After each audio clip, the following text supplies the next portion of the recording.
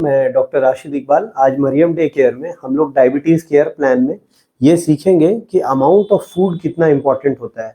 ऐसा नहीं है कि कोई भी खाना आप कितना भी अमाउंट में आप खा लें आपको हार्म नहीं करेगा। अगर आप अपना कार्बोहाइड्रेट इंटेक बढ़ाएंगे तो obviously it will harm you. तो हम लोगों को एक हाथ के हिसाब से हम लोग समझ सकते हैं।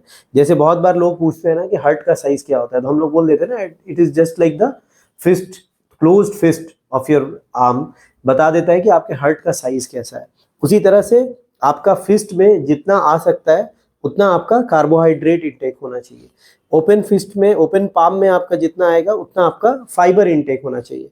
और प्रोटीन इंटेक आपका ओपन पाम का जितना बड़ा एरिया कवर कर सकता है, अप्रोक्सीमेटली बॉडी वेट के अगर हिसाब से हम लोग बात करें तो जितना हम लोगों का लीन बॉडी वेट होता है उतना हम लोगों का प्रोटीन इंटेक डेली होना चाहिए। बट इंडियंस का जो डाइट प्लान है उसमें हम लोग हाईली प्रोटीन डेफिशिएंट है, और ये भी एक रीज़न है हम लोगों को बार बार भूख लगने का। अगर किसी का प्रोटीन इंटेक एडिक्वेट रहेगा तो उसको सैटिस्फैक्शन बहुत रहेगा, उसको हंगर नहीं होगा बार बार। जबकि कार्बोहाइड्रेट इंटेक अगर ज़्यादा होगा तो उसका कार्बोहाइड्रेट्स क्या होता है, बहुत जल्दी डाइजेस्ट हो जाता है, तो उसको भूख बहुत जल्दी जल्दी लगेगा।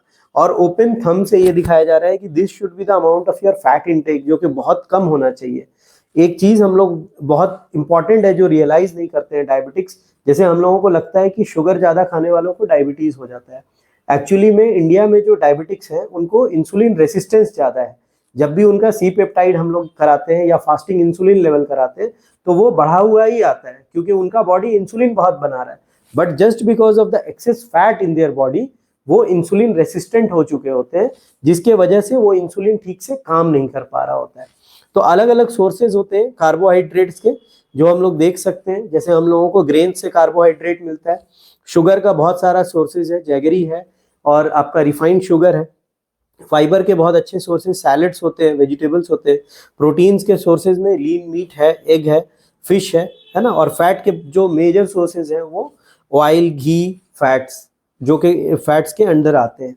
तो जितना हो सके हम लोगों को कुकिंग ऑयल का इस्तेमाल कम से कम करना है, प्रोसेस्ड फूड का इस्तेमाल कम से कम करना है। अगर हम इन चीज़ों को फॉलो करते हैं तो ये एक स्मार्ट मील प्लान के अंदर आता है। Thank you.